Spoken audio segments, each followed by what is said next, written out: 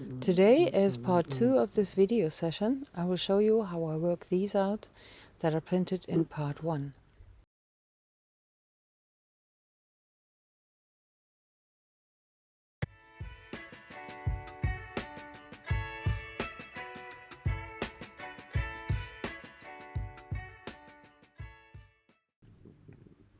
Hello Jelly fans! In the last part of this video, I printed these on the jelly plate with very few materials, just some masking tape, paper shreds, one kind of weed and some water drops. Today you can see how I work them out with pencils and an exciting and unexpected material for one of them. If you want to see that first part, here is the link, and you have to watch to see how I got here. So now let me start with this one, which I will start working out with a black pencil, working on the holes in the background that were created with a few water drops after the first layer of the print. There will be two ways to work them out, as holes in the backgrounds or as little balls, and in this print I will use both ways. To determine where the shadows should go, you have to imagine your light source. In this case it comes from the upper left, from top left. So you make the shadows in the holes on the top left too. That's where the light would cast the shadow. And you can immediately see how natural this looks now. And this is so amazing. The structure that the trees have, that came from the paper stripes, the paper shreds, and I didn't do anything to it. I didn't fold them or wrinkle them or anything. They were just pure paper. And I can only guess, well actually I can't guess where this tree structure comes from. No idea. To further enhance these dots as holes, I'm putting a little shadow, a little light reflection on the right side, because if the light source is on the top left, that's where the light would come to the lower right. Now I'm switching to the other side of the print, and here I want to turn these holes into little balls, so they're on the surface and not going into the surface. And that's quite easy again. Light's coming from top left, shadow is on the lower right. And all these little dots, that was funny because I didn't know I had them in all the prints I made in the first part. And then I noticed it is something in the gel plate. Something has marked my gel plate with these dots, and I can't repair it. I can only just use the other side. It's funny, but it's, yeah, why not? I mean, they make painting interesting. So I'm working on the left here again with the holes, and then turning those on the right into little balls or drops.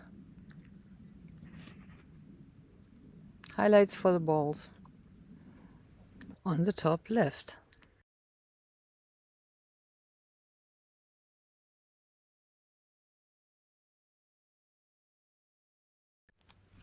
So now I'm turning to the trees again. I want to add that to who hasn't seen the first part, I put these paper stripes on the paint on the gel plate and then added a layer of paint on top of that. So that's where the structure came from. Then I took them off and I had these lovely structures, and I guess it's just from, I don't know, maybe moving the paper or so.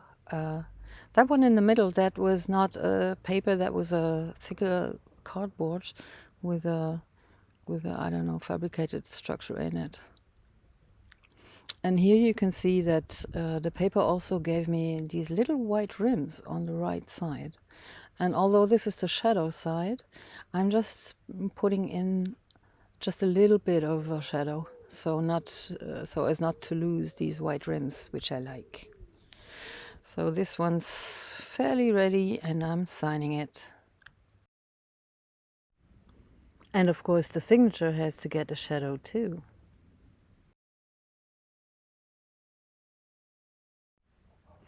After the signature, I wasn't satisfied with how I worked it out, so I'm putting a little more enhancement to the tree barks.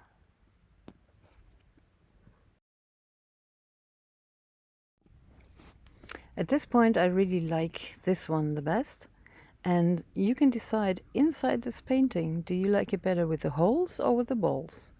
In this painting, you have both. And I'm turning to that yellow print now and working on it with a walnut brown. And I'm I'm putting the pencil very carefully, sometimes only like dotted lines, and you know, because I want I want to keep the natural look of it. If you would put a straight line and I don't know, press more and make it darker or so, that would ruin the print feel. And this one is very delicate. I made that moon with a baby wipe, actually, inside the roll of a masking tape when the paint was still wet. I did that. That is a thing that the golden open slow drying paints allow you to do. You just have a lot of time to change whatever you printed. At this stage, of course, the printing is totally dry. It takes, with the golden open, it takes maybe 20 minutes or so until the paper is completely dry. And I failed a little bit with the moon, with the baby wipe, because I made it a little too white down there. I don't know. I was just caught in the feeling of making art. And I have to correct that a little bit. And these little black stripes, they came from, I printed the weeds directly with the paint. It didn't make a strong impression, but that's even better because they're in front of the moon, and I'm adding white to them because the light of the bright moon would just go around these weeds and make them only partly noticeable, if you know what I mean. And there is that column of light in the middle as before, which is damaging of my gel plate. And of course they all have to get little shadows. Maybe it's raining a bit. Yellow rain. And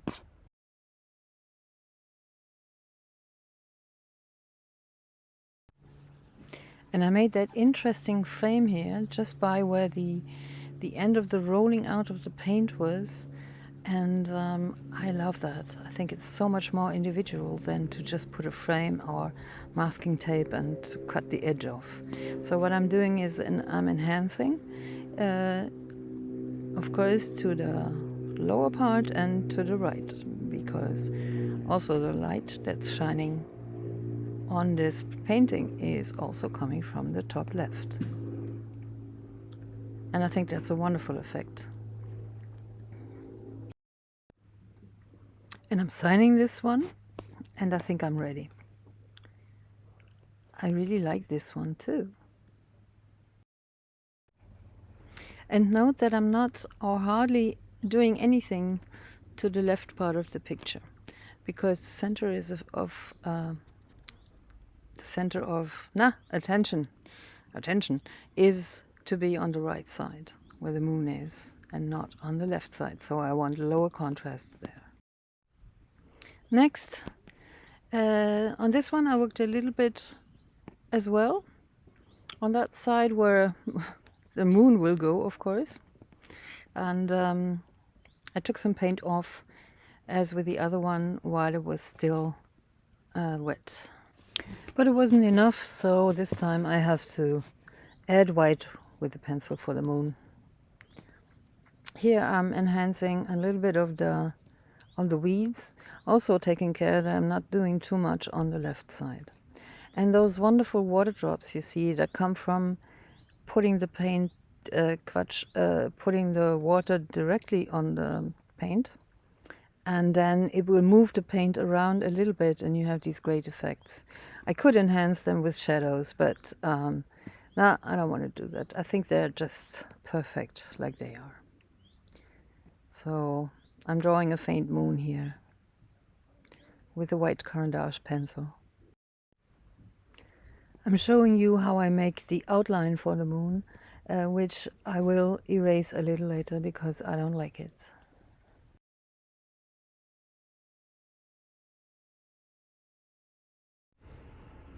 Enhancing some more weeds by giving them shadows. And also the weeds that are in front of the moon, I give them a slight shadow too. A lighter one, of course, because they're in front of the light source. Come to think of it, if this is the light source, then the weeds on the left side have to get their shadow on the left, lower left, or on the left side. But don't ask me that. I'm just doing what I'm doing. And why would I practice what I preach? Now you see here that the moon has a rim, and I don't like it at all. It just doesn't look very natural, because it's sort of not just an object, it's, well, it's also far away. Anyway, I just have to erase the rim. I'm doing that now. And also I'm sort of diffusing the rim a little bit with a white pencil. And also making the parts of the weeds whiter here. And signing this one, complete with a signature shadow.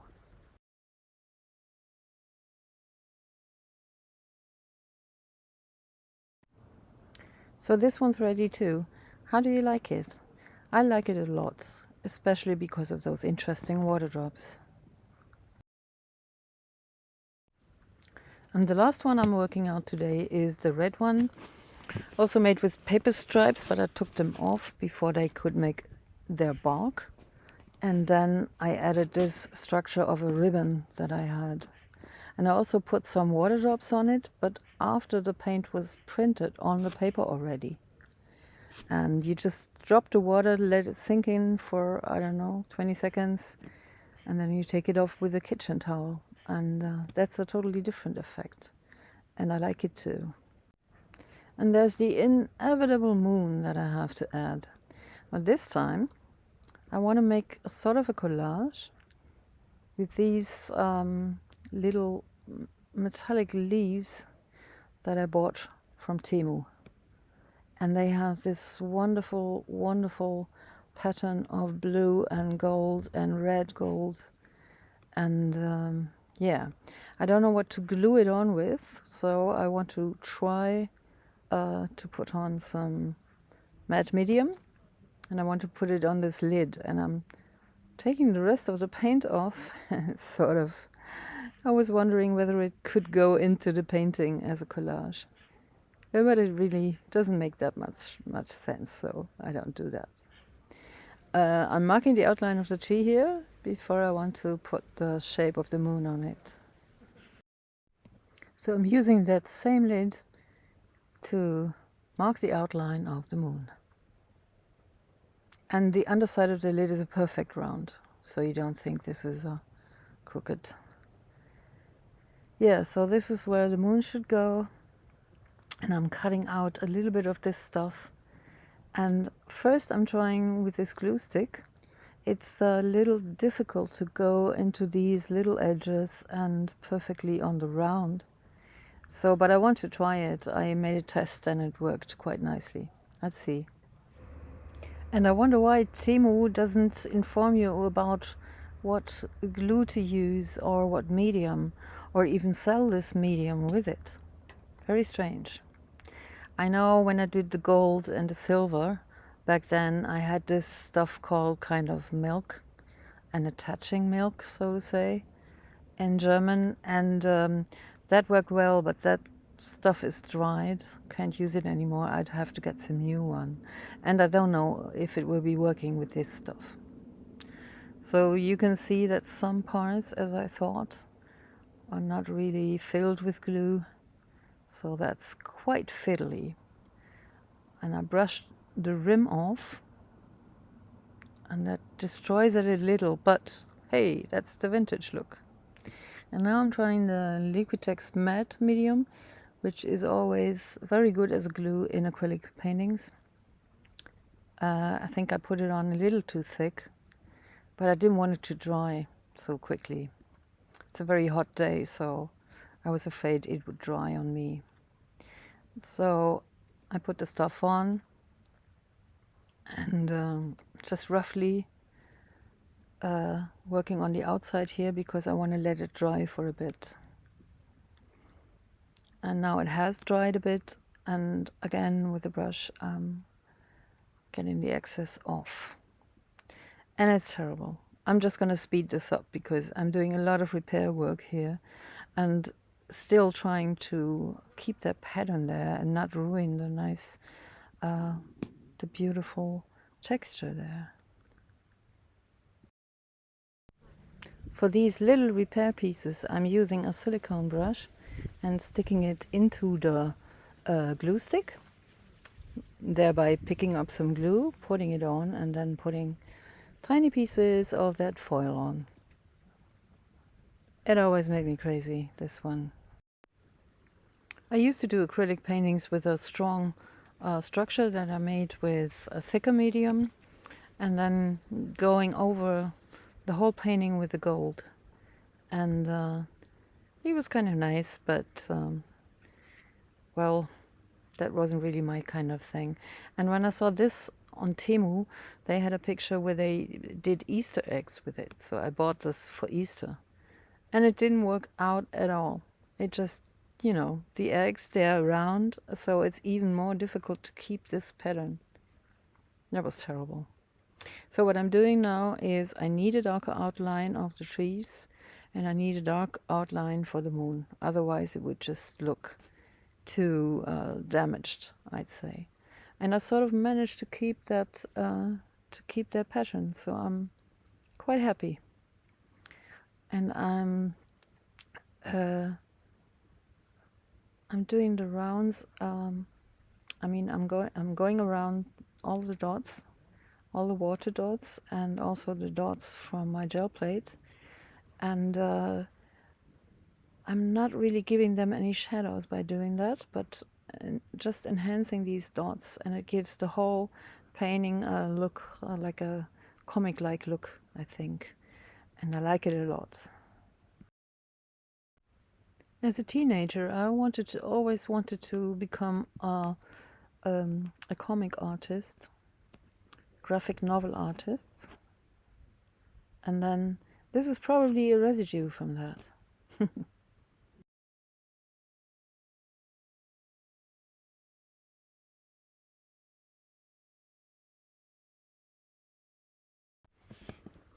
And the last thing I'm doing here, I smeared a little on that print. I guess that's from the water I sprinkled on. That wasn't a very good idea, so I don't want to erase them in any way or paint them over. I'm just making them part of the frame. And yeah, just enhancing a little bit of that structure in the back, but not too much. I'm signing this here. And yeah, well, I'm kind of happy with this one, I have to say. It's when I look at it, this Temu glittering part is too strong, I think. But on a photo it looks really nice. And this really was my favorite of this session. I just loved how the weeds are in the back and at the same time in the trees somehow. So I didn't do anything on that. I'll leave it like that, and I love it. And this one I didn't work out either. It's the same interesting water drop effects, but this one has no moon. Beautiful anyway. And here's a little preview of what's coming next. You saw this preview before. I'm very excited about the scruffy stuff printing and working little animals out of it. So that you will see next week. I hope you had some fun today, and I'll see you next week. Bye!